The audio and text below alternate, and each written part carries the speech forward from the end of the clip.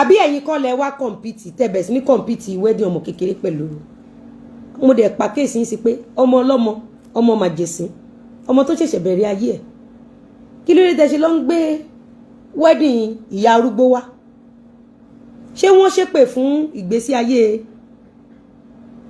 ìyá ọmọ pé kóun má ṣe wedding ni ẹ lọ gbé wedding ìyá ọmọ wá fi compete wedding ti tèmi ẹ fi ọmọ ọlọ́mọ lẹ̀ ẹ̀yin ni mo rí pé ọmọ ọlọ́mọ màjèsín ọmọ tó ṣẹ̀ṣẹ̀ bẹ̀rẹ̀ ayé ẹ̀ ẹ dẹ̀ máa fi ọwọ́ ara yín rún ọmọ yẹn ẹ máa fi ọwọ́ ara yín rún ọmọ níbi tí gbogbo èèyàn ti ń tọ́jú ọmọ tó ti ń gbọ́mọ ẹ̀ pamọ́ ẹ̀yin á dẹ̀ máa fi yín ta káìtì ẹ máa fi ti yín ta káìtì nítorí pé ẹ fẹ́ settle scores.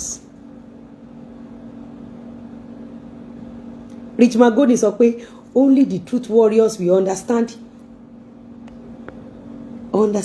àmì rí Richmond Golden mọ́ Richmond Golden kò ń ṣe Lizzy Anjorin nìkan ẹ rí i pé Tósìn yẹn náà pariwo MC Olúọmọ lánàá béèyàn bá ti náwó fún yín tó lóun ò náwó mọ́ ẹ jẹ́ ó máa lọ béèyàn bá ti san ransom rí tó lóun ò san ransom mọ́ ẹ jẹ́ kó máa lọ no amount of bully can make me pay any ransom anymore ẹ go on your separate way ẹ jẹ́ kí n lọ nílọ mi mo ń gbọ́. give up ọ̀rẹ́ mo ti. kí n give up lórí kíni kí ló sọ mo ń gbọ́ ó sọ nǹkan. àkàlẹ̀ báwọn náà yọ̀ lọ. irọ́ ẹnikẹ́ ló máa yọ ayọ̀ ẹ̀sìn yín mo ń gbọ́. ẹ kàn ṣe ẹnu ọ̀nà fún mi ní kíní omi gbígbóná bẹ̀rẹ̀ jọ wọn on life. Mr. Saul Baba Opame. fún mi níyẹn ẹ gbé wá bẹ́ẹ̀ ní o má gbà bí bàgbájú máa ń bú mọ́ bí.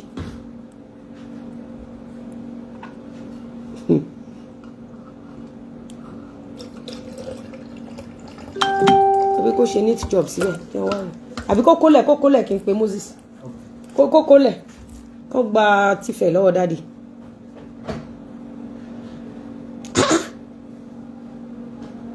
ẹ máa gbọ́. give up ọ̀rẹ́ mo ti dẹ́lẹ́sìn ayé ti fi ẹ̀ṣẹ̀. ẹ̀yin lè iṣẹ́ sí o a ní kẹ́ lọ bá dáàdì mọ̀ on life now ní láìkẹ́.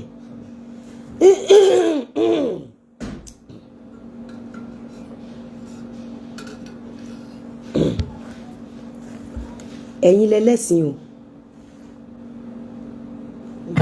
give up ọ̀rẹ́ mo ti dẹ́lẹ́sìn ayé ti fi ẹ̀ṣẹ̀ sìn.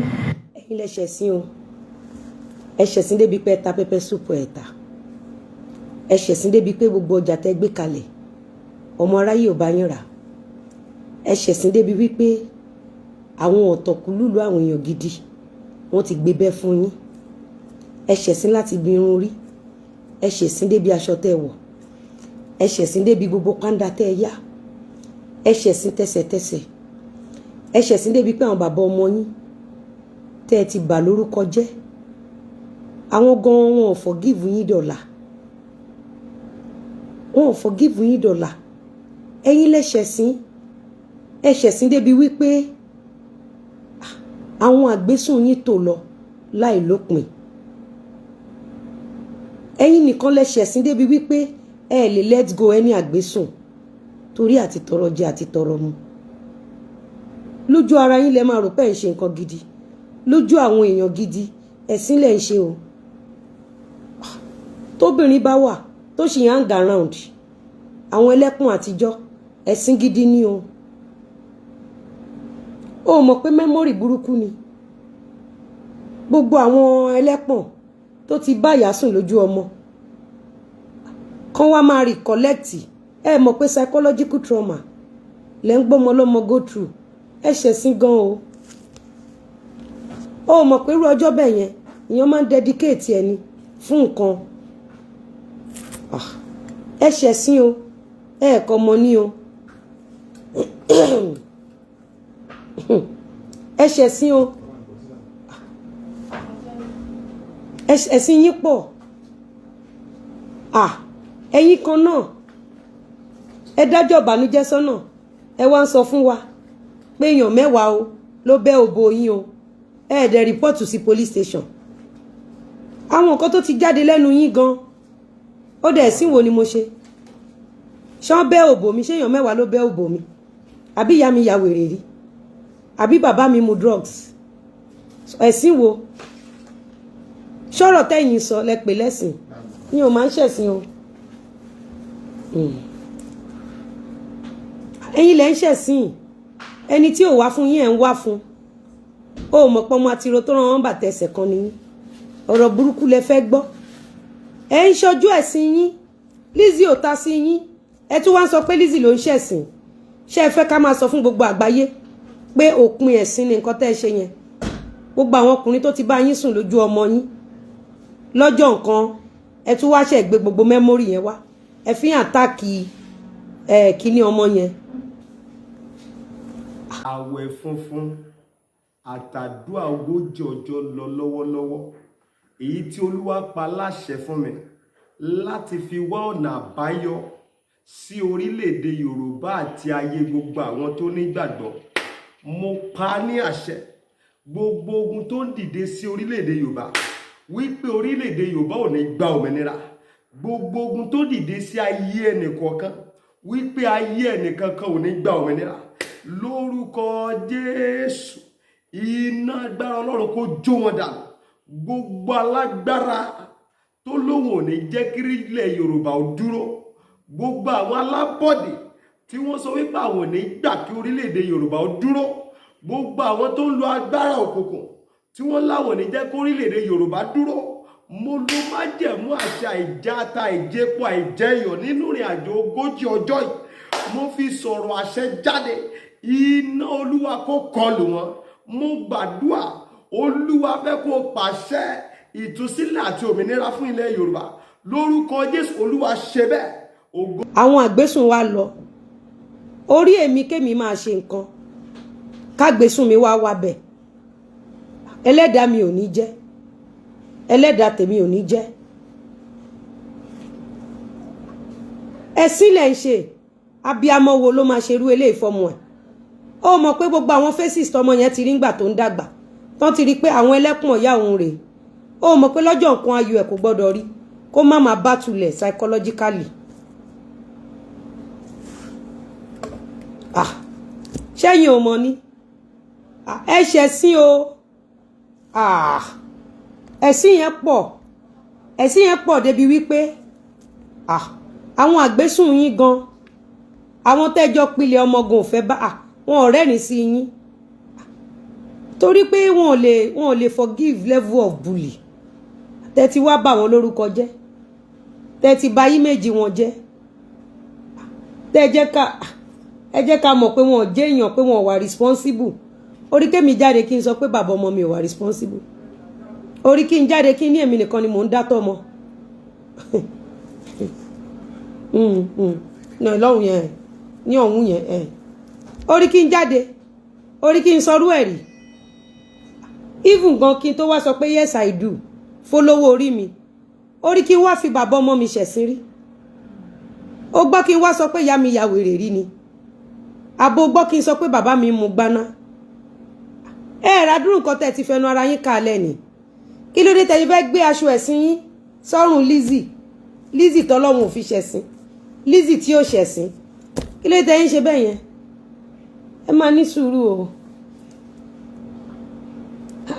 ẹ̀sìn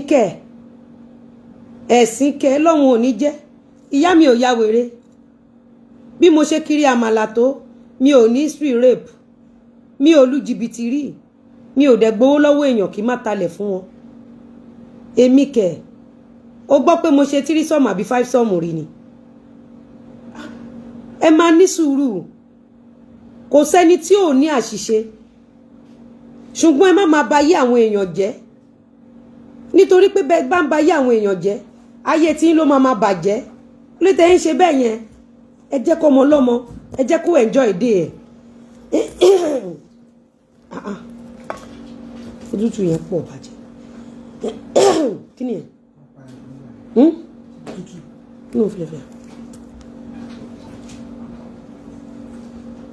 o mọ̀ wípé ọmọ àtirun tó rán wọn bàtà ẹsẹ̀ kan ọ̀rọ̀ ló fẹ́ gbọ́ ẹni tí ò ṣẹ̀yìn tí ò ròyìn ẹni kó wá bẹ̀bẹ̀ as if that was not enough ẹ ló ń ṣẹ̀sìn ta ló wá ń ṣẹ̀sìn inú èmi àti yín ṣé ẹ ti gbọ́ rínú ìwé ìtàn pé ya mi ya wèrè ni abẹ́ gbọ́nú ìwé ìtàn pé bàbá mi mu ti já sí gọ́tà àbí bàbá mi ń ta púùlù àbí ẹ gbọ́ nínú ìwé ìtàn wípé àwọn ọmọ mi fẹ́ ṣe nǹkan ríire àwọn àlè mi wá tò lọ so irú ẹ̀sìn wo ni Lizzy wá ṣe mo gbowó lọ́wọ́ èèyàn mi ìdílíbà lẹ̀ ni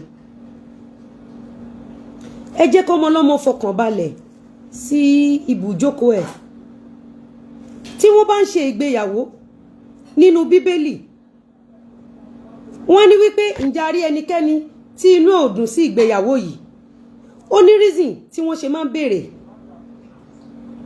nítorí wípé bíbélì ò fàyè gbà kéèyàn lọ máa fa ogun sínú ìgbéyàwó àwọn ènìyàn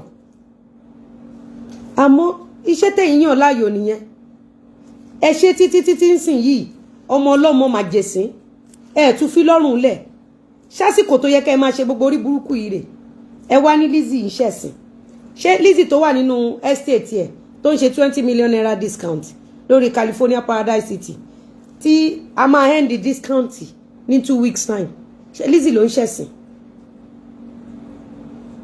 àbẹ́yìn tí bí àgbésùn bí 50 tó pa gbogbo àwọn àgbésùn yẹn kẹ̀dẹ̀ ni kò sí ìtọ́mọ̀ lọ bomi wá fún nínú ẹ̀ gbogbo àgbésùn yẹn lọ mọ́mọ́ wọn tó lọ gbómi wá fún wọn ẹ̀sìn yìí pọ̀ fún yín sórí pé ẹ̀sìn lẹ ṣe torí pé tó bá ṣe ọjọ́ ẹ̀yẹ tó ṣe nǹkan ríire wá fi àwọn èèyàn sílẹ̀ kán bẹ́ẹ̀ yọ̀ téèyàn bá ń ṣe nǹkan rẹ̀ inú èèyàn ò gbọdọ̀ bàjẹ́ sí i nítorí pé ẹ ṣèkà fún mi kò mọ̀ pé màá ṣèkà fún yín nítorí pé ẹ lọ ń rẹ́rìn níbi tó ti ń búlì àwọn ọmọ mi kò mọ̀ pé màá ṣe bẹ́ẹ̀ fún yín nítorí pé ẹ lọ ń sponsor àwọn tó ń ṣèpèdè fáwọn ọmọ yín kò mọ̀ pé màá ní kó wá ṣèpèdè fún yín Ọlọ́run ló lẹ̀san èmi ò rẹ́dí àti gbẹ̀san ṣùgbọ́n tẹ́ bá sọ̀rọ̀ sí mi màá sọ̀rọ̀ sí yín.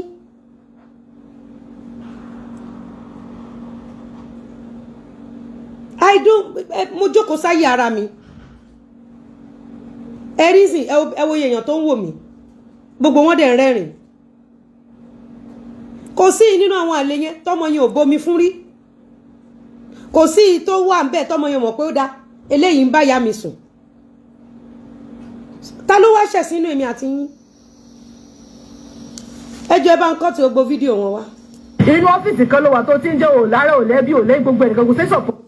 ìwọ náà sọ́sọ́ nínú ọ́fíìsì kan mo wà inú ọ́fíìsì ọkọ mi mo wà gbogbo ohun tọkọ mi bá dẹ̀ ní èmi mo ní gbogbo ohun tèmi náà bá ní ọkọ mi lónìí mi ò lẹ́bí mi ò lára mo ti sọ fún yín pé ní uncompleted building ni mo gbé dàgbà àmọ́ mi ò ní history rape kò sẹ́ni tó fipá bá mi sùn rí mo gbà pé mi ò lẹ́bí mi ì tí wàá brag fún yín bí rí pé mo lẹ́bí ẹni mi ò lára mi ì tí wàá sọ fún yín bíbá rí wípé industrial generator là ń lò ẹni mi ò léèyàn kankan mi ò tí brag fún yín pé mo mọ anybody rí àmọ́ àti kò síbi tẹ́ ẹ lọ tẹ́ ẹ ṣẹ̀sìn bọ̀ tẹ́ ẹ jẹ̀bi bọ̀ tó ń gbà téèyàn ti jáde pé òun ò lẹ́bí òun ò lára o uncompleted building lòun gbé dàgbà so báwo nìyẹn ṣe wá jẹ́ news ẹ ṣe jẹ́ ká mójútó àwọn bàbá tí yín tó mu tí kú sí gọ́tà àbí àwọn ọ̀yá yín tó ya wèrè kú èwo nínú ìtàn wo lẹ fẹ́ ká bẹ̀rẹ̀ báyìí àbí tó kú ọmọ lọ́mọ tẹ́ ẹ wú tẹ́ ẹ sọ fún bàbá ẹ tẹ́ bẹ̀ sí ní gba donation àbí DNA tẹ́ ẹ máa ní kán má ṣe nítorí kẹ́mi okùn ẹ̀mí DNA léegun èwo ni ká discuss ń bẹ̀ fún yín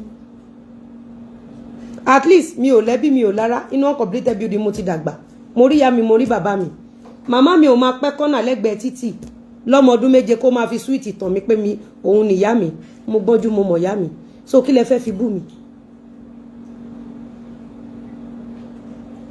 kí lẹ fẹ́ fi bú mi àwọn kan níyá wọn ò mọ̀ wọ́n wọn ò rí ìyá wọn bàbá ló tọ́ wọn ojoojúmọ́ dẹ̀ ni bàbá ń gbé késébé tí bàbá ń fi wọ́n lánu láti kékeré náà ti ń dóko arúgbó so kí lẹ fẹ́ fi bú mi ẹ sí on your lane ṣé dandan ni kẹ́ ẹ wá fún mi ní story yín dẹ́tì kò lẹ́bí kò lára kò lójúlùmọ̀ àtìgbà yẹn ń kọ́ ṣùgbọ́n bàbá mi ò bá mi sùn láti day one of my life bàbá mi ò ṣẹ̀ mí lẹ́ṣẹ̀ ìbálòpọ̀ débi pé màá ní mi ò dáríjì ìyá mi ò dẹ̀ máa mú sweet kiri ìgànná láti máa júwe ara ẹ̀ póhùn níyá mi so kí lẹ fẹ́ kí lẹ tún fẹ́ àwọn kan máa ní ẹ jẹ́ káwọn warriors máa ẹ má jẹ́ kí warriors kọ́kọ́ bá mi sọ̀rọ̀ kó má dà pé mo ti anybody jáde ńgbà tó ń dárúkọ orúkọ mi náà pè wọn ò dárúkọ warriors èmi tó ń dárúkọ ẹ jẹ́ kí gbogbo ayé jọrí gbogbo wa tán ayé tèmi sì dájú tí wọ́n lọ bàbá mi ò já kò já òbò mi láti kékeré bàbá mi ò gbé késébé bàbá mi ò rẹ́pù mi láti kókó bàbá mi ò tàn mí gbà lọ́wọ́ ìyá mi bàbá mi fi mí lẹ̀ iná completed building ládàgbà sí àjọ fọṣọ àjọ kiri ọjà àjọ kiri àmàlà màmá mi ò fi sweet máa wá mi kiri ẹ̀gbẹ́ gànà kó máa ní ó mọ̀ mí ni èmi ni ìyá ẹ màmá mi ò ṣe bẹ́ẹ̀ ó ti yẹn so kí lẹ fẹ́ fi bú mi ọkọ mi ò sọ pé mi ò dá ọmọ mi ò sọ pé mi ò dá àwọn kọ́sítọ́mà mi wọn ò sọ pé mi ò darí kí wá ni mo ṣe fún yín tẹ́ fẹ́ máa paint mi ní láburú tẹ́ fẹ́ jẹ́ káyé máa wọ ẹ̀yin táyé yín ti bàjẹ́ pẹ́yìn lẹ́dá ẹ nínú ọ́fíìsì kan ni mo dúró sí this is a multi-million naira office belongs to my husband as you can see his picture up there and you can see his excellency that is #1 citizen in Nigeria you can see Mr. Governor you can see my husband and you can see me mi ò ṣàjálè bí ti mi ò lu jìbìtì mi ò fòkú gba donation ìyá mi ò ya wèrè bàbá mi ò dẹ̀ mú púùlù bàbá mi ò dẹ̀ rẹ́pù mi dàgbà mi ò dẹ̀ ní history rẹ́pù nínú ilé àkọ́kọ́ so kí wá ní ẹ̀sìn tẹ́ ẹ sọ wípé ẹ ṣe láì ṣe mi ò ní sọ̀pọ̀tà you don't have mi ò need supporter àwọn customer tó ń bá mi ra lẹ ti wà okay àwọn tó ń bá mi raṣọ látọ̀run gan mi ì gbé supporter yín wá látọ̀run èmi nìkan nìyá mi bí mi ì lọ́mọ ìyá mi ì lọ́mọ bàbá mi ì lẹ́bí mi ì lára mi ò nídìí ẹ̀yin mi ì nídìí irú supporter ti yín torí kò sẹ́ni tí mo gbàdúrà kó kú nítòsí mi torí èmi ò mọ òkú fi tọrọ bára so mi ì nídìí irú yín ó ti yẹn ńgbà tí àdàbá wà ńlẹ̀ kí ni mo fẹ́ bá igúnnugún ṣọ̀rẹ́ fún tí mo dẹ̀ mọ̀ pé igúnnugún ò lórí oúnjẹ méjì òkú ló ń jẹ so ẹ jọ̀ọ́ ẹ dúró sáyé ara yín náà pọ̀tà olórí búkú ni gbogbo àwọn fáǹsì ẹ̀hún yẹn bíi tiẹ̀ náà bá bí àlàbí. irọ́ o olóríire ni wọ́n ẹ̀kọ́ wọn bẹ́ẹ̀ ni o ẹni pé kò sí kankan tó kú nu wọn kò sí kankan tó kú ilé ọkọ nínú wọn kò dẹ̀ sí kankan táwa fi tọrọ báràkà ní kó má ṣe díẹ̀ nínú wọn ẹ wo àwọn fáǹsì mi dáadáa kò sí lé moṣú nu wọn single mother àárín wọn wọ́n ń ṣiṣẹ́ o kò sólórí burúkú nínú wọn o ńgbà tẹ́ bá ní pé àwọn tó níṣẹ́ lọ́wọ́ olórí burúkú ni wọ́n àwọn tó wá ń fòkú gba donation kí ni surname tá máa fún wọn mo ń béèrè ẹ ṣí ẹ ṣó yìí bóyá ó ti sú yín ká máa lọ ó dà pé analysis yín ò wọlé àbí ẹ jẹ́ máa ló dà pé ẹ gbádùn ẹ jẹ́ máa lọ ẹ jẹ́ ń ti ẹ̀dẹ́nu sáìtì jẹ́ kí ló ń pa àwọn èèyàn lẹ́rìn báyìí ẹ jẹ́ àgbọ̀ díẹ̀ sí. tiẹ̀ náà sọ̀pọ̀tì àwọn afọ́jú bíi tiẹ̀ orí wọn bá bí àlà. ẹ ò ṣe fi wálẹ̀ jẹ́ àfọ́jú wa àfọ́jú wa sídìí réèpù àfọ́jú wa síbi aburú àfọ́jú wa ká lọ máa ní àwọn èèyàn lára pé kán wá congratulate wa dandan kán gbé ransom wa fi wálẹ̀ yá máa jayé wa fi wálẹ̀. o lè ṣe kó má lògùn recommend. ẹ tún wò mí dé recommended mi kì í ṣe pójú ń dùn mí bẹ́ẹ̀ yẹn mo máa fi ń protect sọ́nù ni ẹ̀yin ò lè mọ ẹ̀pẹ́ yìí ò níṣẹ́ kankan lọ́wọ́ ọmọ ṣiṣẹ́ dẹ̀ lèmi bó ṣe wà tí n bá dénú òrùn ó máa dákìn mo fi ń protect òrùn ni mo dẹ̀ máa fi ń protect iná tí mo fi ń ṣe ṣó tí mo fi ń polówó ọjà mi tá dẹ̀ máa fi ń jẹ́ kí ayé mọrú ẹ̀dá tẹ́ ẹ jẹ́ ojú ò dùn mí bẹ́ẹ̀ tójú bá dùn mí mi ní lè gbèrú nǹkan tó wà ń bíbá ìkalẹ̀ èmi ni mo ṣe interior bíbá yìí àwọn ráwọn aṣọ ṣe tójú bá dùn mí ìwọ náà wo bá Ankara ṣe dúró rẹ̀ wo sóyìn yẹn ìwọ náà wo góòlù yìí títà ni o 18 karat ojú bá dùn mí mi nílé ní ojú òdùn mi ojú òdùn mi ojú dùn mí kẹ ojú òdùn mi ó dẹ̀ rí orí pé gbogbo ẹ̀ àwọn tó wà pa ni ojú dúndùn kẹ àwa ń ṣiṣẹ́ ẹ̀yin ò ṣiṣẹ́ ẹ̀yin ò mọnú òrùn bọ́ sí ẹ̀yin ò lè mọ bó ṣe rí.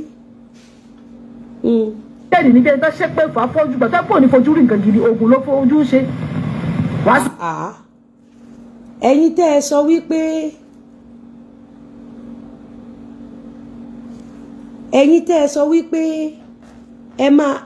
sọ wípé ẹ máa bá yéèyàn jẹ́ pé ẹ pọ̀ gan ṣé èèyàn máa wá ṣàdúrà fún yín ni gbogbo ọ̀rọ̀ tó jáde lẹ́nu tiẹ̀ náà yìí ṣé ọ̀rọ̀ bíbélì ló sọ àbọ̀rọ̀ kùránù àbọ̀rọ̀ ṣẹ̀ṣe ṣé ọ̀rọ̀ tí wọn náà máa fi gbàdúrà ní gbogbo ọ̀rọ̀ tó tẹnu ẹ jáde ìwọ tó lè jáde tó sọ pé ẹ máa ń ba tèèyàn jẹ́ ẹ máa ń pa èèyàn ìwọ náà ló fẹnu ara ẹ sọ ó lẹ máa ń ba yé èèyàn jẹ́ fúnra rẹ ló fẹnu ara ẹ sọ ó dẹ̀ dárúkọ mi ńgbà tó ń sọ àṣé wàdúrà níwọ náà wù ni ó tún ní lórúkọ Jésù wọ́n tún observe mi débi glasses orí kémi rí nǹkan kan wò ń pa yín èmi ò rí nǹkan kan wò nípa yín. ká ìwọ nìkan ló ń jóná ìwọ nìkan ló ń ṣe gbogbo àti gbogbo tíra ló máa ń ṣe ojú òṣè ní fọ́ ọmọ ìkéré ara ẹ. ẹ̀yin máa lójú yín fọ́ ẹ̀yin máa ní bójú èèyàn ò bá fọ́ ẹni tí ó ṣẹ̀yàn wàá déédéé gbapò tí báyìí wàá mú bú gbogbo allegation tó fi síbí ṣe lè defend ẹ thank God ẹ̀yin lẹ kúkú lọ kóòtù tó bá ti kùn ẹ́ wọ́n pè ẹ́ tó bá ti kùn ẹ́ wọ́n pè ẹ́ gbogbo allegation tó lé ń bì báyìí sìn mo dẹ̀ dúpẹ́ pé ó dárúkọ mi bójú yín bá là ni tójú yín bá là ẹ̀yin á rí gbogbo eléyìí ṣe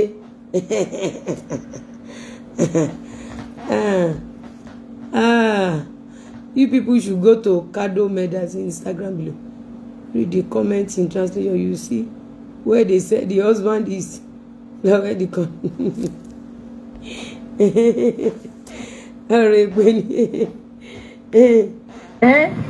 Bébì ó lè yọ ògùn lójú pé ó ti fojú rírun kú rí ó ti fojú wàwà.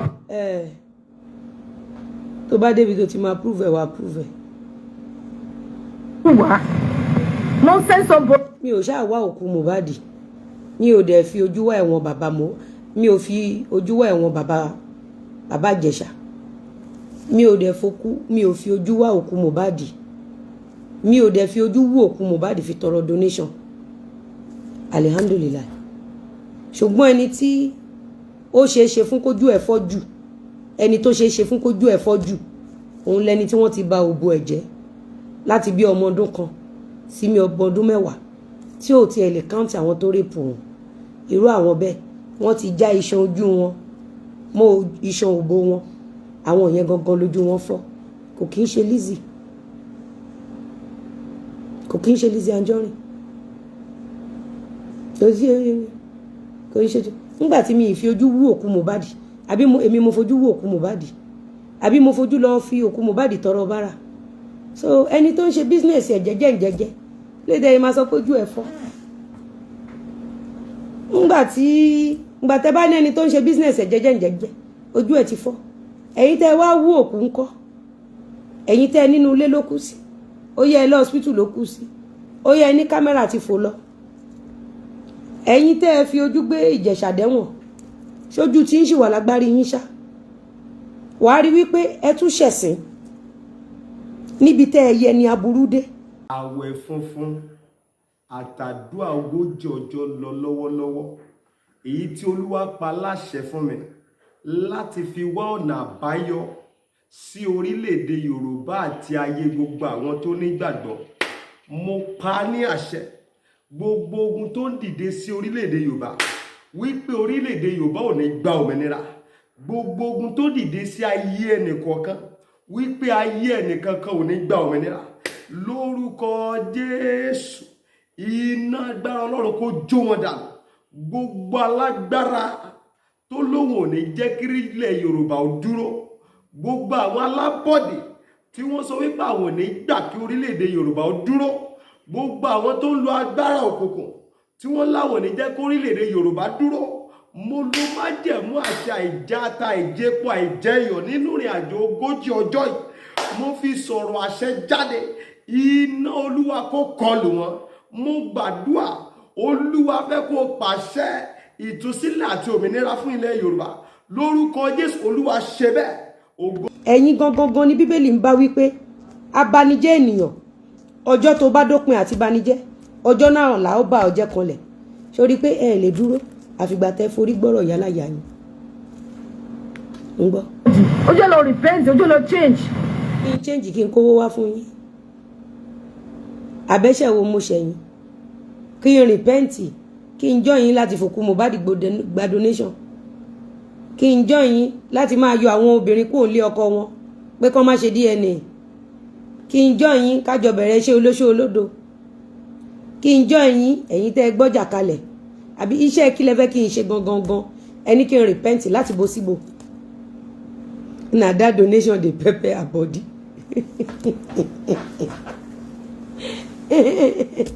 Kí lẹ fẹ́ kí n repent fún? Wọn kì í preach ní báyìí, wọn kì í preach ní ọ̀dọ̀ tí yín. Ìwọ sì ìwọ tó láǹfààní àti preach fún. Dẹ̀ jẹ́ kí n mọ nǹkan tó fẹ́ kí n change fún. Mo dúpẹ́ pé nsìn gbogbo ariwo tó pa. O ní mo ta sí yín, o ní mo bú yín, o ní party tẹ́ ń ṣe, mo wá ta sí yín. Ẹ̀yin lẹ kọ̀ déédéé wá. Ẹ ń wá congratulation lọ́dún ẹni tẹ́ ẹ̀ kí congratulation rí. Ẹ dẹ̀ fẹ́ kí ẹni tẹ́ fẹ́ fipá gba ransom lọ́wọ́ ẹ̀ kó wá bẹ̀bẹ̀ kó kó ransom wá. Àbí bẹ́ẹ̀ kọ́? I hope you remember that verse from the Bible. Abatẹnijẹ́ ọjọ́ tó bá dópin àti banijẹ́ ọjọ́ náà là ó bá jẹ́ kanlẹ̀. Òun rèé òun ló bọ́ òun náà bá yára wọn jẹ́ kanlẹ̀. Ibẹ̀ ń táwọn fetí wọn gbọ́. Those coming for you are non-entities that just want to trend. They are not non-entity. Ọjọ́ tí Lizzy ti ń ṣe party. Ọjọ́ tí Lizzy Anjorin ti ń ṣe party. Ẹ̀rí kan lọ máa force èèyàn pé kó wá bẹ̀ mí. Ẹ gbọ́ rí? Ṣé ẹ gbọ́ rí? Mo ní pé ṣẹ́yìn gbọ́ rí ọjọ́ tí Lizzy ti ń ṣe party. Sister mi láti inú oyún gan tó ṣẹ̀ mí lọ́jọ́ birthday mi. Lẹ́sẹ̀kẹsẹ̀ kí lẹ rí tí mo ń ṣe? Mo ń control situation yẹn ni. Bọ́lá ń ṣe fẹ́ ká ṣe nìyẹn. Mo ń control situation yẹn. Àwọn tó dáwó fàǹtí mi láti inú oyún gbogbo ìgbésẹ̀ tán fẹ́ gbé legally èmi mo lọ bẹ̀bẹ̀ lẹ́yìn pé ẹ má ṣe bẹ́ẹ̀, ẹ má worry, a máa sọ later, ẹ má jà ṣe bẹ́ẹ̀. Tó bá jẹ́ wípé ọ̀dọ̀ wọn láti àǹtí mi láti inú oyún lọ ṣe bẹ́ẹ̀ sí, àǹtí mi láti inú oyún á ti wà lẹ́wọ̀n, á ti wà ní kóòtù, wọ́n ti serve ní court letter. Lizzy Anjorin kò ní problem pọ̀lọ́kọ ẹ̀, kò ní problem pẹ̀lú àwọn oníbàárà ẹ̀. Ó lọ university kò ní problem, ó lọ poli kò ní problem, secondary primary kò ní problem. Gbogbo bí tí Lizzy mo ti gbé Ìjẹ̀bú Òde rí, Olisa street mi ò ní problem. Mo gbé Ìjẹ̀bú Gbórí mi ò ní problem. Mo gbé ní Jọ́sì mi ò ní problem. Àmọ́ ńgbà tó dorí ẹ̀yin àfipá gba ransom. Kí lẹ̀ṣẹ̀ tí mo ṣẹ̀yìn? Mo ní láti kí ni mo ṣe kí lẹ̀ṣẹ̀? Ó ṣe jẹ́ wípé àsìkò téèyàn kan bá ti níṣẹ́ lọ́wọ́ tẹ́ ti rí tó ti ń wọṣọ tó ti ń lo góòlù ló máa ń ṣẹ̀yìn. Ẹ ṣáà máa gbọ́. Fọ́ọ̀kì wàásù. Ẹ jàjàjàjà. Ìwọ wàásù fẹ́mi jàre, wàásù mọ́. Tí kò ti tó, congratulate Ìyábọ̀ Òjó, Ìyábọ̀ Òjó ti jù ẹ́ lọ. Ayé. Kò lè tó economy títí tó máa fi jáde láyé. Kò lè tó economy. Ọ̀lẹ ò lè ju ẹni tó ń ṣiṣẹ́ lọ. Ọ̀lẹ ẹ̀dá kò lè ju èèyàn tó ń ṣiṣẹ́ lọ. Abaniláyọ̀jẹ́ kò lè tó èékánná atúniláyé ṣe, kò lè tó economy. God can never be mocked. God can never be mocked. Ẹ̀díyẹ tó o bá wò ó pé agbájé dání gan pọ́jà ìwọ náà wo Mrs. Benson bóyá ní fíìmù yẹn pé 500,000 orí bó ṣe tà Ọlọ́run ló ní kó rí bẹ́ẹ̀. Ọlọ́run ló ní kó rí bẹ́ẹ̀. Orí bó kìkì ẹ̀ ṣe kàn, orí bó kìkì ẹ̀ ṣe kàn káàkiri gbogbo àgbáyé. Just only me. Kò sẹ́bí kò sára, kò sójúlùmọ̀, o bó kìkì ẹ̀ ṣe kàn. Ẹni tó ń ṣiṣẹ́ o ò lè ju ẹni tí ò níṣẹ́ lọ́wọ́ o ò lè ju ẹni tó ń ṣiṣẹ́ lọ. ìwọ tó ò lọ́pọlọ o ò lè tó èékánná ẹni tó ní ọpọlọ. Ìwọ tí o ò ní làákàyè o ò lè tó orí èékánná ẹni tó ní làákàyè. Ìwọ tí o ò mọṣẹ́ ṣe o ò lè tó ẹni tó mọṣẹ́ ṣe. Ìwọ tó ò lè jálamba nínú oòrùn o ò lè tó èékánná ẹni tó ń jálamba nínú oòrùn. Stop deceiving the society. Stop deceiving the youth. Ẹni tó ń tọrọ bárà kò lè tó orí èékánná ẹsẹ̀ ẹni tó ní integrity. Ẹni tó máa ń báyàn wá ọ̀ràn kò lè jẹ́ èèyàn láyé débi pé ó máa tó èékánná ẹni tó máa ń báyàn ṣe oríire. Tó bá kà lé ní méjì lénìí, wòye èèyàn tó ti pasẹ̀ mi kọ́lé, wòye èèyàn tó ti pasẹ̀ mi lọ sí school. Ṣé o mọye single mother tí mò ń kéta fún láì gbé wọn wá sí social media? Àbíkẹ́ tó wá sí ṣọ́ọ̀bù mi, ohun tó padà wà láàrin èmi àti ẹ̀, ṣé mo sọ mọ́ lórí online? Kí ni mo fẹ́ sọ fún? Ohun tó bá jọmọ́ bí àṣírí láàrin èmi àti Àbíkẹ́, lady tán ló bú mi ó wá bẹ̀ mí yẹn, orí kí n discuss ọ̀rọ̀ ẹ̀ mọ́, ó ti wà láàrin èmi àti Ọlọ́run. Àwa ò nídìí láti sọ fún Àbíkẹ́ pé kó wá báyé bàbá ọmọ ẹ̀ jẹ́ lórí cyberspace wa ká lè gba donation fún. Platform tó bá ti ń gba donation fún yàn, sorry, kò ń ṣe gbé ẹ̀yin tẹ́ ń gbádùn, kì í ṣe ẹ̀yin tẹ́ ń ṣe dáadáa o. I'm not talking about ẹ̀yin tẹ́ ń gba donation based on integrity o. Ẹ̀yin tẹ́ máa ń ba yé àwọn èèyàn jẹ́ gba donations fún yàn. Ẹ lè tó èékánná ẹni tó ń fi ogún ẹ̀ tó fi empower èèyàn. Túbẹ̀ yẹn gbọ́ dáadáa, kò lè tó èékánná mi, èékánná kò lè tó láyé. Ìwọ náà wò ẹlẹ́ǹṣọjọ́ ìbànújẹ́, torí ọjọ́ ìbànújẹ́ lẹ́ ń ṣe.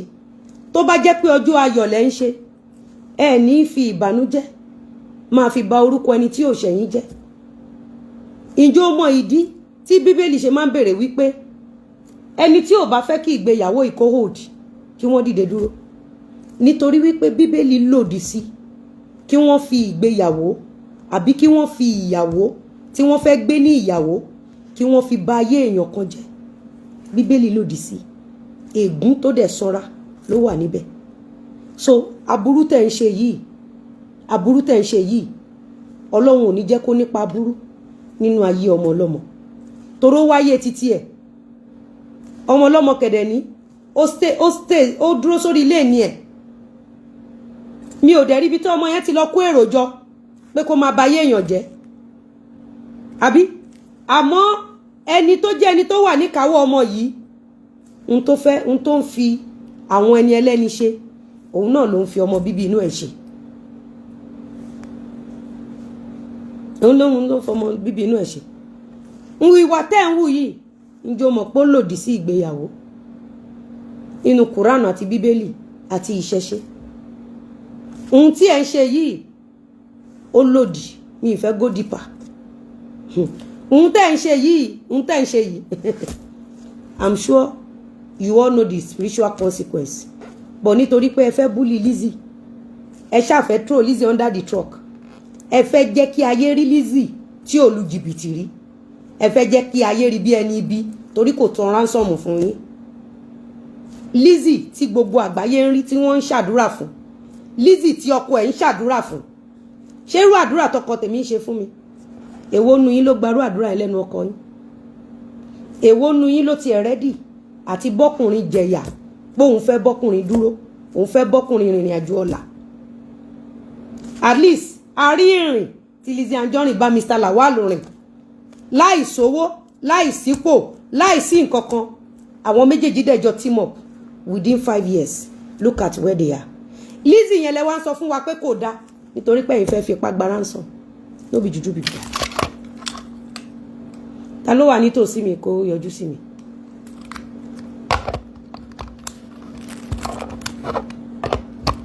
Okay, màmí bọ́ mà.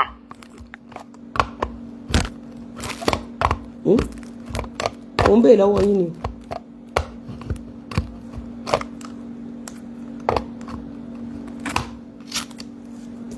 Mo ń bèèrè. Àbí ẹ̀yin tá jọ gbé ló Lisa Street, àbí Lizzy ò dá? Ẹ̀yin tá jọ lọ sí university, ẹ gbọ́ ṣé Lizzy ò dá? ó ṣe jẹ́ suddenly ní Lizzy ò ṣe dá nítorí pé fẹ́ gba ransom ẹ lè tó ìkọnù ẹsẹ̀ níbo síbo láti bó síbo Lizzy Anjorin ti gòkè odò káfárá tó já afárá ti já mọ́ yín lẹ́sẹ̀ ìjọ tẹ́ gbọ́ pé mo lọ ọdún màtà orí kó ń yà yín lẹ́nu pé ó lọ ra jàkẹ́ ẹ̀yin ò lè tajà ó ti bọ̀ bá mi tilẹ̀kùn yẹn aṣọ òbọ́mọ yẹ mọ́ fẹ́yìn ọmọ yẹ ẹ̀yin ti stroll wọnú ó ti gbé ní odi ti wọnú ọjà ẹ mú fẹ́ ní kẹ́ bá mi ṣe kinní yẹn so láti bo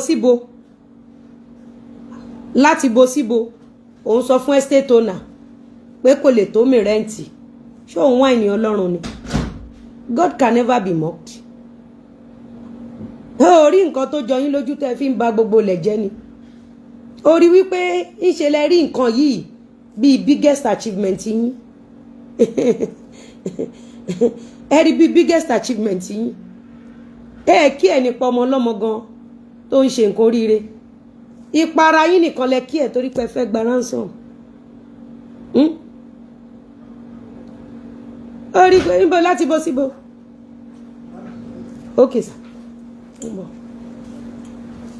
ẹ fún mi 1 minute ẹ jọ̀ọ́.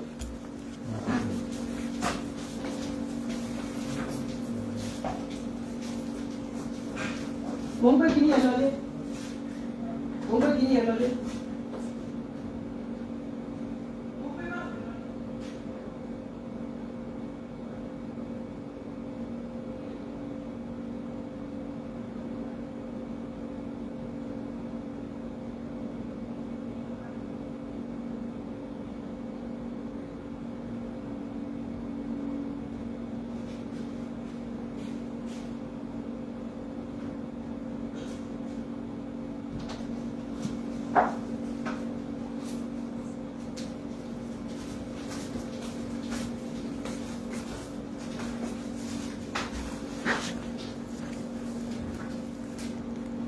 Mo ń béèrè pé láti bó síbo mo gbọ́. nǹkan ti mọ̀ bọ̀ nǹkan ti gbọ́ ò ní choice mọ̀ Lizzy wallahi you go give up I swear with my. ó jà sọ pé òun swear pẹ̀lú life òun. God you give up I swear with my life Lizzy. so bẹ́ẹ̀ ṣe fún àwọn tẹ́ni ìṣíwájú rẹ̀ àbí tó fi give up mo ní bẹ́ẹ̀ ṣe máa ń ṣe fáwọn èèyàn tó máa fi give up rẹ̀ it's okay it's okay. you give up ò láyé mọ́ ó ti tẹ́. Lizzy ò láyé mọ́ ó ti tẹ́ àmẹ́yìn tí bàbá yín bẹ̀rẹ̀ sí ní gbé késébé yín ẹ̀yin ò tẹ́ ẹ̀yin tẹ́ ẹ kó àlejò ẹ̀yin ò tẹ́ nítorí pé èyàn ò san ransom mọ́ ló ṣe tẹ́ báyìí àbí mo ní pé nítorí pé èyàn ò san ransom mọ́ ló ṣe tẹ́. ó ti tẹ́ I swear you don't cross your boundary ó ti ṣe jọ kọjá. so kí ni mo wá ṣe báyìí tí mo fi cross boundary mi ẹ̀ṣẹ̀ wo mo ṣẹ̀yìn ẹ̀ṣẹ̀ pé ẹ̀rí góòlù yá ẹ̀ raṣọ yá àbẹ́ṣẹ̀ kí ni mo ṣẹ̀yìn. Good mothers, please train your children well. Make them understand the importance of contentment in life and not using other people's lifestyle as measure of kiniko.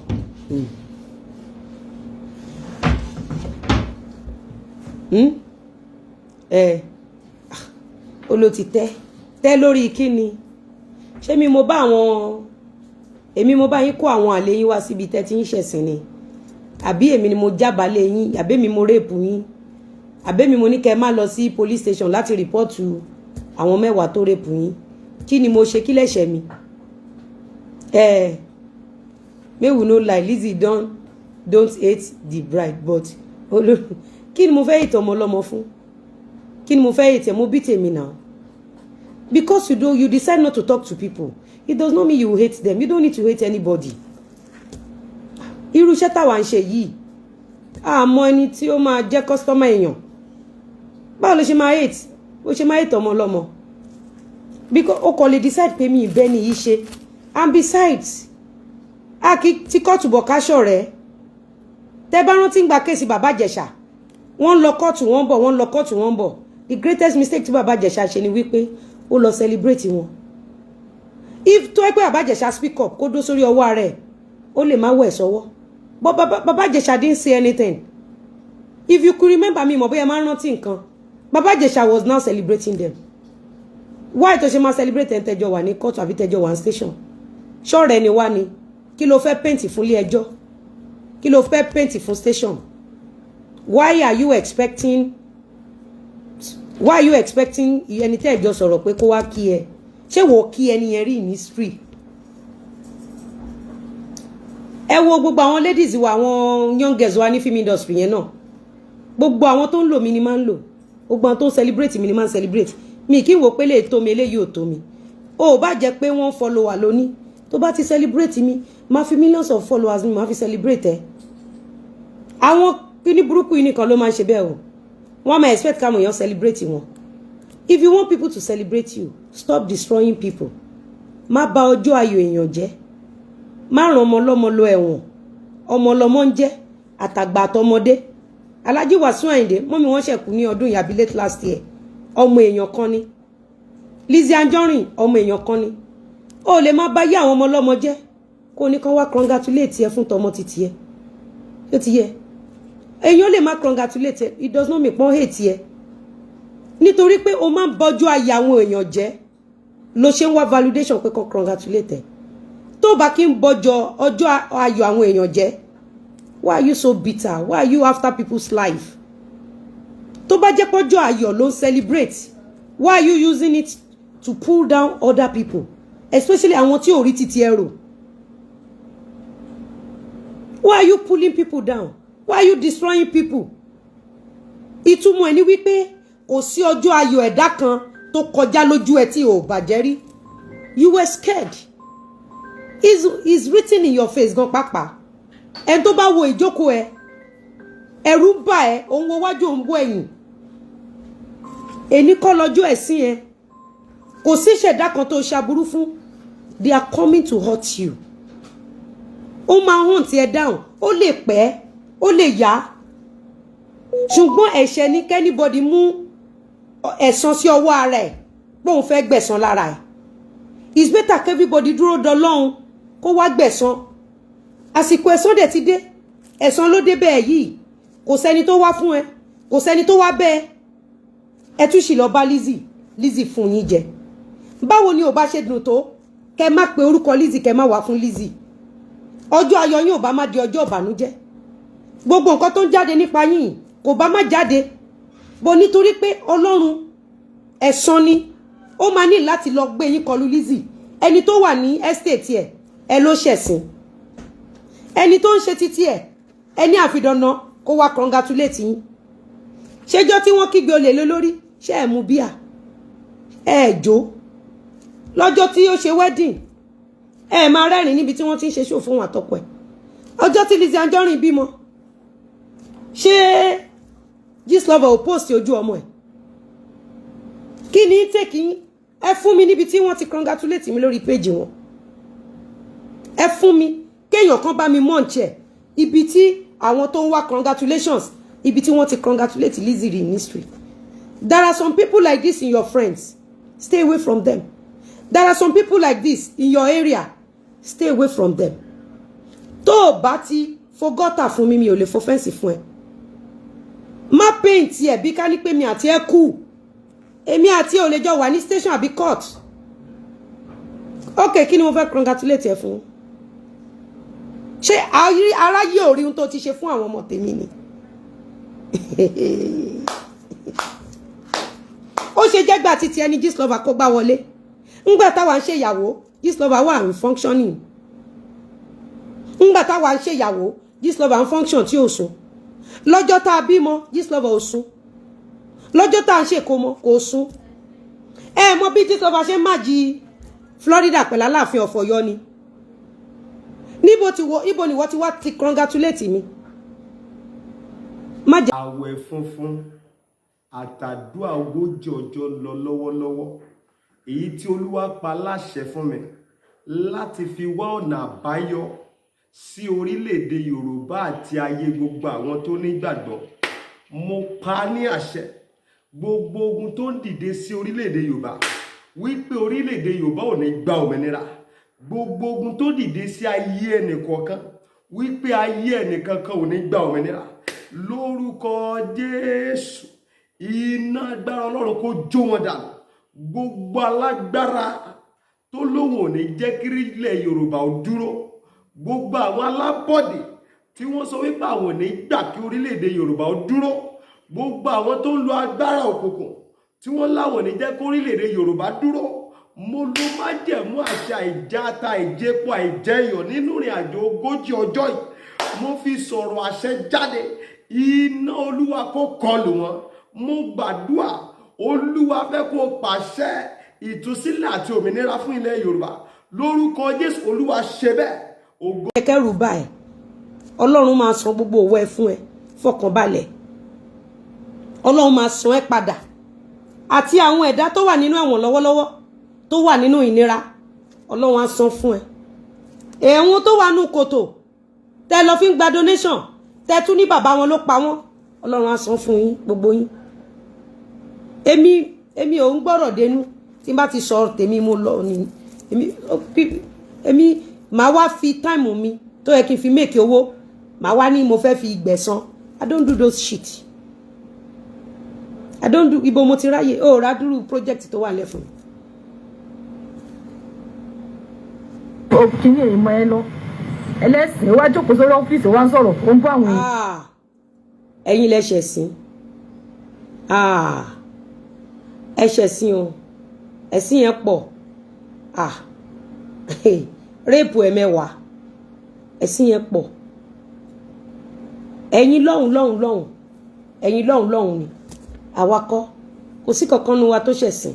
The only thing tó lè mú obìnrin ṣẹ̀sìn náà ni wípé obìnrin tó ń dòdòkúdò kiri tó gbé òní bus stop, obìnrin tó máa ń dalẹ̀, obìnrin tó máa ń gbẹrù lórí ọkùnrin, obìnrin tó dẹ̀ jẹ́ wípé ó ń ṣe foursome tensome, obìnrin tó jẹ́ pé tí wọ́n bá wá do mọ́lé ìyá àtọmọ ẹ̀ mọ̀. Àwọn obìnrin tá máa ń pè lẹ́lẹ́sìn nìyẹn. Kì í ṣe ẹni tó jókòó sínú multi-million naira office ẹ̀. Ẹni yẹn ò ṣe lẹ́sìn. Tẹ́ ẹ̀ bá pé Lizzy kò ní wá fún yín. Tẹ́ bá ìwọ náà wo show tó ṣe ń sìn. Ṣé kí n máa explain side ti tèmi? Ìwọ ti sọ̀rọ̀ ń sìn. Ẹni tó wà nínú shopping mall ẹ̀, ẹni tó wà nínú estate ẹ̀ ó lẹ́lẹ́sìn. Àwọn tó wà nínú ìgboro ayé tán ti rape lẹ́ẹ̀mẹ́wàá tí wọ́n dẹ̀ report ní station. Àwọn tó jẹ́ wípé àtìgbà tí ìyá wọn bí wọn tó ti gbé wọn lẹ̀ ni bàbá wọn ti ń bá wọn sùn. Bàbá wọn gangan ló jẹ́ kọ́kọ́rọ́ òdò mọ́ wọn létí òbò. Bàbá wọn òun ló jẹ́ kí o kọ́kọ́rọ́ òdò mọ́ wọn létí òbò. Wọn ò lè ṣe kán má dóko. Kò yẹ. Bàbá wọn gangan ló jẹ́, bàbá wọn ló kọ́kọ́ já ibi tán bá ní ẹ̀sìn nìyẹn. Àgàgà kí bàbá èèyàn wá máa mutí kó máa já sí gọ́tà. Ẹ̀sìn ayérayé nìyẹn. Mental torture ní for life. Àgàgà kan wá fi ṣẹ̀kẹ̀ṣẹ̀kẹ̀ dè yá èèyàn lọ́rùn àtẹsẹ̀. Ìyẹn gangan náà ń pè lẹ́sìn. Kò ń ṣe ni tó ń ṣiṣẹ́ tó ń polówó ọjà ẹ̀. Irọ́ o. Ẹ̀yin lẹ pè mí, má dẹ̀ dáhùn. Àwọn kan sọ mi, àwọn kan píríọ̀dì kìíní kan. Báwọn ti ṣe rí ẹ̀yin tẹ́ ń làágùn bọ̀ lọ́jọ́ yẹn. Níbo awakẹ̀ ẹgbọ́ bo náà sọ pé ìbò èwo náà sọ mbẹ̀. Ẹjọ́ a tún máa ṣe show mi lọ eléyìí dùn àbí òdùn. Explanation ni mi ò bá yín jà. Explanation mo explain ara mi ni. Mo dẹ̀ gbé case study wa. Búkí Àjàó. Kí ni tèmi àti wọn?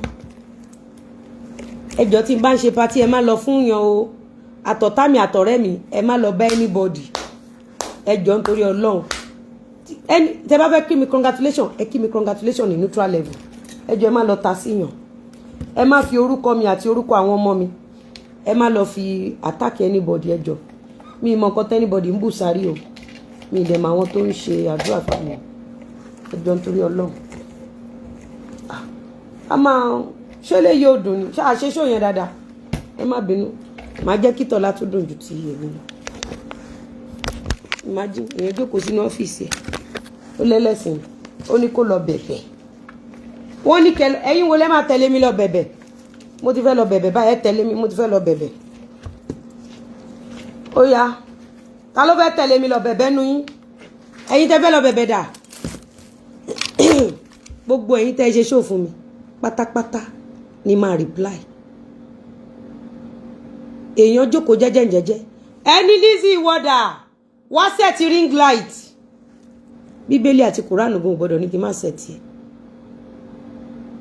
ìjọba gbọ́dọ̀ ní kí má set ring light yẹn is called provocative challenge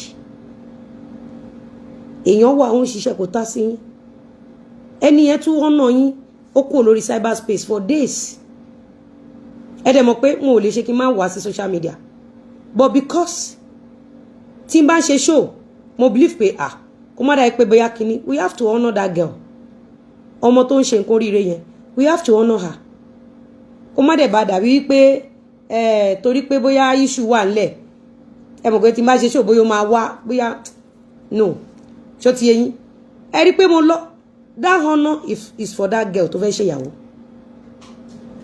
jẹ́jẹ́ mi ni mo jókòó Prince Kailolo mo try now àwọn ò tiẹ̀ lè ṣerú ẹ̀ fáwa rárá táwa bá ní ọjọ́ party back to back ní show wọ́n dẹ̀ yẹn ń gbé wa lọ station náà máa lọ kóòtù táwa bá dájọ́ party sọ́nà ṣùgbọ́n irú àwọn wà táwa wù yẹn làwa fi ń ra oore lọ́wọ́ Ọlọ́run àwọn wà yẹn lọ́lọ́run fi ń gbé àwa ga ó tún wá tán rẹ̀ ó ní àwa ò lè tó èèyàn kan níbo kò lè tó economy tó máa fi jáde láyé tán bá dá Lizzy sí 1 billion kò lè mú dá kan láyé ẹni tí ò lè ṣiṣẹ́ ẹni tí ò mọṣẹ́ ṣe ẹni tí ò lọ́pọlọ ẹni tí ò gbọ́n ẹni tí ò lè sọwọ́ tọrọ di kọ́bọ̀ ẹni tí ò mọṣẹ́ ṣe ẹni tí ò ní làákàyè ẹni tí ò lè strategize ẹni tó jẹ́ pé gbogbo ìgbésí ayé ẹ̀ ìwà alọ́nilọ́wọ́ gbà ni ẹni tí ò láyé gbogbo ògbésí kó bóyá ìwà yẹn kò jókòó rí pé òun fẹ́ ṣiṣẹ́ kóun jẹ́yàn ìzọ́lẹ̀bá kan gbà lọ́wọ́ ọkùnrin kan dẹ̀ bá yé obìnrin jẹ́ kan gbowó lọ́wọ́ ẹ̀ ibo nìyẹn ti fẹ́ jẹ́yàn ṣé bí Lizzy ṣe lówó títí ẹ nìyẹn mo ní ṣé bí Lizzy ṣe lówó títí ẹ nìyẹn consistent focus determination bí àwọn olówó CBEX ni ẹ kówó fún yàn kó lọ bá yín ṣiṣẹ́ kó kó èrè wá kó wá pín fún yín it doesn't make sense bíbélì ní pé inú ogún wa láti máa jẹ you have to dedicate your time your spirit into your business kò ṣe pé máa wá gbé ẹni tí ò ṣẹ̀yìn tí ò ròyìn ẹni tí ò rí ti yín rò ẹni tó ń ṣiṣẹ́ pé kó wá bẹ̀bẹ̀ tí ò bá bẹ̀bẹ̀ ẹ̀yin máa bà tiẹ̀ jẹ́ ní sẹ́ẹ̀ ẹ̀yin máa pa ní sẹ́ẹ̀ ẹ̀yin máa pa family ẹ̀ ní sẹ́ẹ̀ bí yàn ṣe máa ń lówó nìyẹn tó bá jẹ́ pé ìbanilórúkọ jẹ́ nìyàn fi ń lówó ó yẹ kẹ́ ti kúrò nílé mi rẹ́ǹtì àwọn tí ò wá fún wa orí mi kí n lọ fún wọn mọ́ àwọn tí ò wá fún wa orí mi kí n lọ fún wọn kí ni mo fẹ́ lọ fún wọn mi ò ní time olo ibo ẹ lọ ń gbé gẹ̀ẹ́sì ẹni tó ní shopping mall lórí wọn nìkan ní Lẹ́kì ẹ lọ ń gbé gẹ̀ẹ́sì ẹni tó ní estate ó mọ ẹni tí mò ń ta pa plọ́ọ̀tì ẹ lọ ń gbé gẹ̀ẹ́sì ẹni yóò tún wá rí yẹn ilẹ̀ tún rí ẹjọ́ èèyàn mi ẹ tẹ̀lé mi ẹjá lọ bẹ̀bẹ̀ o ẹjá lọ bẹ̀bẹ̀ mo ti fẹ́ lọ bẹ̀bẹ̀ báyìí mo ń bọ̀ ẹjọ́ mo ti fẹ́ lọ bẹ̀bẹ̀ ń bọ̀ mo ti fẹ́ lọ bẹ̀bẹ̀ ó yẹ tẹ̀lé mi o mo ti fẹ́ lọ bẹ̀bẹ̀ èwo nu yín ló máa tẹ̀lé mi lọ bẹ̀bẹ̀ ń bọ̀ mo ti fẹ́ lọ bẹ̀bẹ̀ o hello who is around me who is around this place please. Nicola. Okay. Imagine àwọn ilé máa ń tọra wọn lọ bẹ̀bẹ̀ ẹni tó ń ṣoríire lójoojúmọ́ ìwọ tó róríire kankan ṣe ìwọ tó ń ṣẹ̀sìn oní kó wá bẹ̀bẹ̀ mo ń gbé kiri What is this? Okay. Kíní dà ọlá. Bá mi pè. So bá mi gbé gbogbo kíní sínú file mi, kẹ́ gbé file mi pẹ̀lú mi. I need to settle some people. Down, sáré bá mi pè. Ẹjọ́ má bínú ẹ̀yin. Mo fẹ́ lọ bẹ̀bẹ̀ ní so hold on. Ta ló máa tẹ̀lé mi lọ bẹ̀bẹ̀? Mo fẹ́ lọ bẹ̀bẹ̀ o. Èwo ni ló máa tẹ̀lé mi lọ bẹ̀bẹ̀? Can you imagine?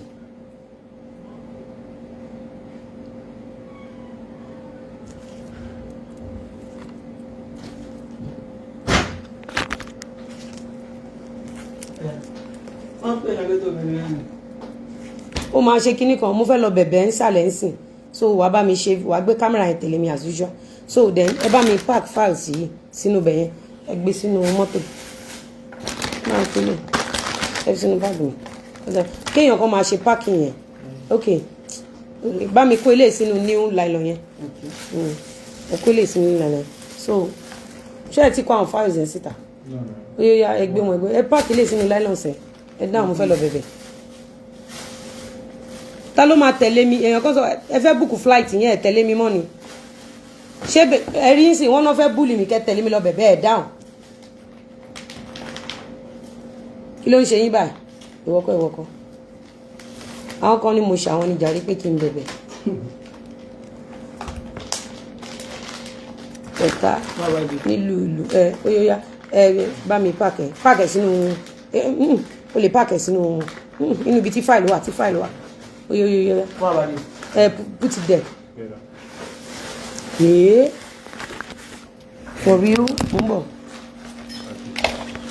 oyoya dáhùn ẹ̀jọ̀ mo fẹ́ lọ bẹ̀bẹ̀ ṣé wo charge látàárọ̀ ni ṣóyóyá mo fẹ́ kó gbé sínú kinní ó yá gbé báàgì ẹ̀ mo fẹ́ lọ bẹ̀bẹ̀.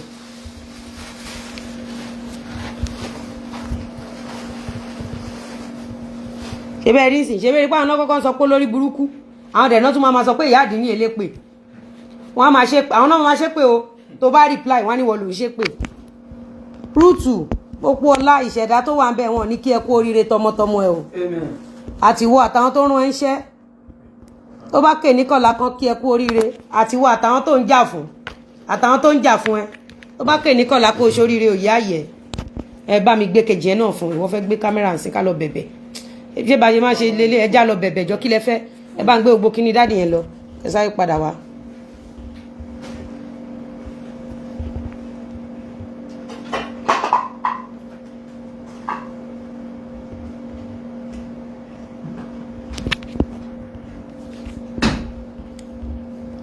Alájà Bọ́lá Adéyẹmí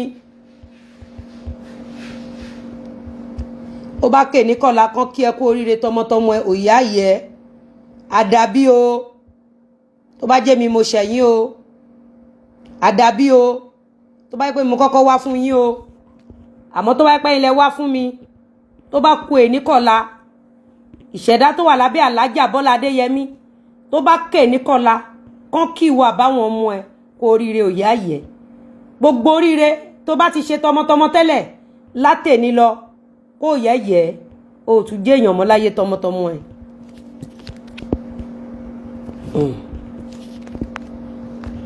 Gbogbo yín pátá tí mi ò mọ̀ rí tẹ́ ń wá sí péjì mi ẹ wá ń búlì mi àdàbí tó ẹgbẹ́ mo kọ́kọ́ wá fún yín o àmọ́ tó bá pẹ́ lẹ kọ́kọ́ wá fún mi aláàánú á rí yín sá o aláàánú ò ní gbé pé yín mọ́ o aláàánú kò ní gbé kọ́ọ̀lù yín mọ́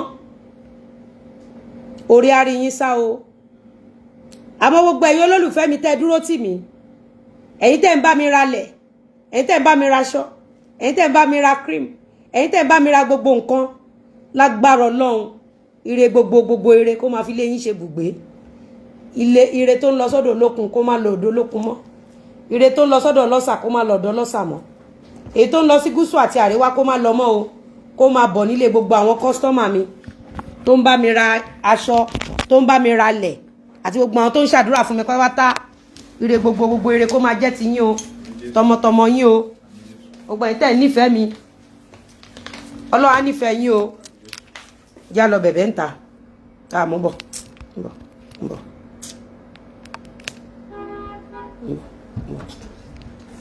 gbangba ṣe a ti lọ bẹ̀bẹ̀ tẹ̀lé wa o.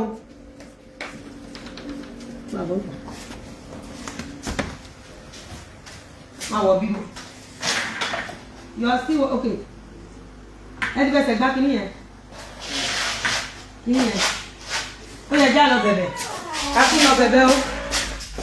Bàtà mi mo lè wọ bàtà kan mò ń bọ̀ ní sáyé lọ kó bàtà mi ní ọgbẹ́ lè ti ta ìṣòro. Ẹ sà ọmọ ní kíláàsì yẹn kọ́. Ọlá. Ma. Ọmọ ní kíláàsì yẹn kọ́. Ó wà nù mẹ́ ó ń ṣiṣẹ́ lọ́wọ́. Tètè pé kó bá mi wọn kí ní ọ̀dọ̀ dádì. Glassman. Glassman. Ọmọ ní kíláàsì yẹn. Ọmọ ní kíláàsì yẹn kí ni kó sáré wọ̀n kí ni. Masali kaoribaya kasaidaya gaba. Gbọ́rọ̀ àṣẹ látẹnu mi. Ìwọ tó lè ṣàmì lórúkọ Jésù. Ọ̀dájú ogun tó ní tòun bá rẹ́yìn òun ò ní padà. Lórúkọ Ọlọ́run bàbá tọmọ tẹ̀mí mímọ́ iná Ọlọ́run kó jó dànù. Orúkọ mi ní Prophet Ṣólóyè Táíwò, bàbá orí òkè àṣẹ àtagbára. Látorí òkè àṣẹ àtagbára tó wà ní Gbẹ́ńkú area, Olódó garage nílùú Ìbàdàn. Máa sádàlí kàfà gbọ́ọ̀rọ̀ Olúwa. Ọ̀dájú ènìyàn tó ń bá ọ rìn tó lóun ò ní jẹ́ kó rógòlò láyé. Irú ẹni bẹ́ẹ̀ lórúkọ Jésù idà ọ̀run kó gé wọn dànù. Wòmísà, Olúwa rán mi sí ọ̀pọ̀lọpọ̀ àwọn ènìyàn. Kí ni t'Olúwa dẹ̀ fi rán mi sí ọ? Òun náà ni pé má sọ ìrètí nù. Dádì àti mọ́mì jọ̀ọ́, mo bẹ̀ ọ́, ó lè ti gbàdúrà lóòótọ́, ó lè ti gbààwẹ̀ lóòótọ́, ó lè ti lọ oríṣiríṣi orí òkè lóòótọ́. Ṣùgbọ́n sà, Olúwa ní kí n sọ fún ọ pé gbogbo ohun tó ń béèrè tó ti rí yẹn, má sọ ìrètí nù. Tó bá ṣeé ṣe, oh my God, tí Jésù bá lè jí Lásárù òkú ọjọ́ mẹ́ta, òkú tó ti kú fún ọjọ́ mẹ́ta tó ti ń rùn táwọn èèyàn ti ń wò pé báwo làwọn ṣe fẹ́ ṣe, tí agbára Ọlọ́run bá lè jí òkú yẹn dìde, gbogbo ohun tí wọn náà ń lé tó dàbí pé kò tí tẹ̀ ọ́ lọ́wọ́ máa sádàlí kaba. Olúwa ló máa ṣe fún ọ. Gbọ́ mi sà, ṣégbéyàwó tiẹ̀ gangan òun ló dàrú ni. Oh my God, ṣé iṣẹ́ lòun wá tó ò tí ì rí? Màsádàlí kàpárìbàyà kàsáìdàyà. Ṣé ìgbéga ló ń wá lẹ́nu iṣẹ́ tó ò tí rí? Kí ló ń tó o ti ń dààmú káàkiri? Ṣé ọmọ tó ti ẹ̀bí ló ń fún ọ ní wàhálà ní gbogbo ìgbà tó o ti lọ káàkiri tó dàbí pé o ti rí ọ̀nà àbáyọ? Olúwa ní kí n sọ fún ọ pé má sọ ìrètí nù. Wòmísà, o ò tí ì pàdé ẹni tá a rán sí ọ ni. Òun ló fà á. Ṣùgbọ́n Olúwa rán mi sọ pé àkókò rẹ ti tó. Òun fẹ́ tú ọ sílẹ̀ nínú gbogbo àjàgà ogun èyí tí ayé rẹ wà. Ẹnìkan máa ṣàmì gbọ́ọ̀rọ̀ Olúwa. Gbogbo àjàgà ogun lórí ayé rẹ, gbogbo àjàgà ogun lórí àyànmọ́ rẹ, lórúkọ Jésù iná Ọlọ́run kó jádànù. Wòmísà, bóyá o tiẹ̀ wà lókè òkun ò ń ṣiṣẹ́ ṣùgbọ́n síbẹ̀ ò lákojọ. Bóyá o tiẹ̀ wà lókè òkun ò wáwé ìgbèlú ṣùgbọ́n ó ti dààmú káàkiri ṣùgbọ́n ó dàbí pé kò tí ì tẹ̀ ọ́ lọ́wọ́. Bóyá o tiẹ̀ wà lókè ní Nàìjíríà tí wọn náà ń lé visa ṣùgbọ́n tó jẹ́ pé gbogbo ìgbà ni wọ́n ń decline visa rẹ̀. Gbọ́ ìròyìn ayọ̀ rèé fún ọ. Olúwa ló fẹ́ yọ̀ǹda rẹ̀ fún ọ pẹ̀lú ọwọ́ agbára. Mi ò ní àkókò tó pọ̀ ṣùgbọ́n t'Olúwa rán mi ní sí ọ ni pé jẹ́ a jọ gbàdúrà papọ̀, jẹ́ a jọ wá ojú Olúwa. Kí ni orísun ogun tó ń jà ọ́ gan? Wọn ò tí ì rí orísun ogun tó ń jà ọ́ ló fi dàbí pé kò tí ì sí ọ̀nà àbáyọ. Jẹ́ kí n gbàdúrà pẹ̀lú rẹ, jẹ́ n sọ́nà fún ọ. Tí Olúwa bá sọ fún mi lórí ọ̀rọ̀ ayé rẹ, ìwọ náà jájọ gbàdúrà lé lórí. Kó o wá wò pé ṣé lóòótọ́ ṣé wòlíì ni mo pè ní àbí kì í ṣe wòlíì. Wòmísà, tó o bá pe wòlíì, ìwọ kọ́ ni wàá ṣàlàyé orísun ogun tó ń jà ọ́. Wòlíì lolúwa máa mí sí tí ó sọ àṣírí ogun tó ń jà ọ́, tí wàá sì rí i pé lóòótọ́ àṣẹ ni t'Ọlọ́run rán sí mi rè. Wòmísà, ọ̀pọ̀lọpọ̀ àwọn ìyanu ló ń ṣẹlẹ̀ lórí òkè tí mo ti ń bá ọ sọ̀rọ̀ yìí ṣùgbọ́n mélòó ni mo fẹ́ tẹnubọ̀ nínú àwọn ìyanu tó ń ṣẹlẹ̀. Ṣùgbọ́n wọn náà lè gbìyànjú jájọ gbàdúrà má jẹ́ kó sú ọ, jájọ gbàdúrà. Mo máa ń sọ ní gbogbo ibi tí n bá dé, màá sọ fún ọ pé ọjọ́ tó bá lọ sọ pé ò ṣe mọ́, ìjọ ẹ̀ báyìí náà lógun ti borí ayé yẹn. Lórúkọ Jésù ogun ò ní borí ayé rẹ. Ẹ̀rọ ìbánisọ̀rọ̀ tí wàá fi pè mí fún àdúrà àti ọ̀nà àbáyọ sí ogun tó ń jà ọ́.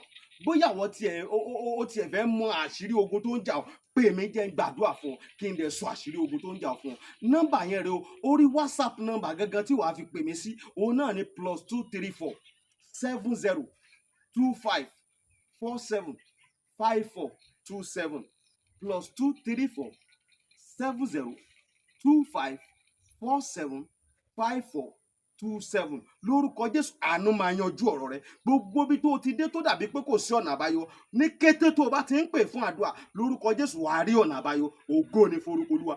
Jésù Olúwa wa. Àmín, àmín, àmín lórúkọ Jésù. Stay blessed in Jesus' name. Wọ́n yẹn kí ni gíláàsì ẹ̀ kó sáré wọ̀ kó gbé wá láàárọ̀ la ẹ̀ kó sáré wọ̀ ẹ̀jọ̀ à ń lọ bẹ̀bẹ̀ ní o gbogbo èyí tẹ̀ ń bá mi ra lẹ̀ gbogbo èyí tẹ̀ ń ṣàdúrà fún mi ire jẹ́ ti yín o gbogbo èyí olólùfẹ́ mi ẹ̀ní fojú sunkún ọmọ o ọmọ yẹn pàdé aláàánú o gbogbo ọmọ tó tara yín jáde ló máa jẹ́yàn o pátápátá wọ́n gbé kinní sókè gallant how are you well done well done well done well done o ṣé ká lọ síta ni ókè ká lọ ta ẹlẹ́nu bàbá mi láàmì rẹ̀ tẹ́ sí bàtà yìí lọ ta o ókè náà bọ̀ ká lọ ta yá pọ̀ ó níbi tí mo ti fẹ́ bẹ̀ ọ́ ṣé bùtù yóò jẹ́ wọ bùtù jàre bàtà yìí jẹ́ àwọn aṣá ẹ wá gbé mọ́tò yìí kúrò ń bí ẹnjíníà ẹ wá gbé mọ́tò yìí kúrò ń bẹ̀ ẹ jọ lọ síbẹ̀ yẹn lọ síbẹ̀ yẹn lọ sọ̀hún bá mi capture entrance yẹn lórí ibẹ̀ yẹn lọ capture entrance yẹn ibi ìbáyìí ni mo ti fẹ́ bẹ̀ yín o mo fẹ́ bẹ̀ yín ni má ṣubú bàbá mi ẹ fi iṣẹ́ ọlọ́wà fún yín ṣe lọ́wọ́ gbà fún yín ẹni bá láì fọwọ́ tì nínú àkọlé tí àmín Jésù ẹ̀bẹ̀ tí mo fẹ́ bẹ̀ lélẹ̀ this is California Paradise City mo bẹ̀ yín torí Ọlọ́run ẹ má ṣàyẹ̀yìn níbẹ̀ o ẹ méjì ọ̀pẹ ní níbẹ̀ o ìkúnlẹ̀ mèrè California Paradise ẹ̀rí kó gbẹ́nu tó ganu tán torí bí capture gbogbo ẹ̀ everything o rí bí capture mo capture everything mo kí wá wò bẹ́ẹ̀ bóyá orí bí capture orí mi trust ẹ̀ o capture gbogbo ẹ̀ ló mú o kò mú gbogbo ẹ̀ kò mú wíǹgì yìí olú gbogbo ẹ̀ ló mú máa wẹ̀ yẹn lọ síbẹ̀ yẹn ìbúdẹ̀ jẹ́ bẹ́ẹ̀ yẹn ló fẹ́ lọ ojú orí ibẹ̀ yẹn okay perfect now. California Paradise City. It is a luxury city. I'm doing 20 million naira discount. Jericho huge. I'm doing 20 million naira discount now.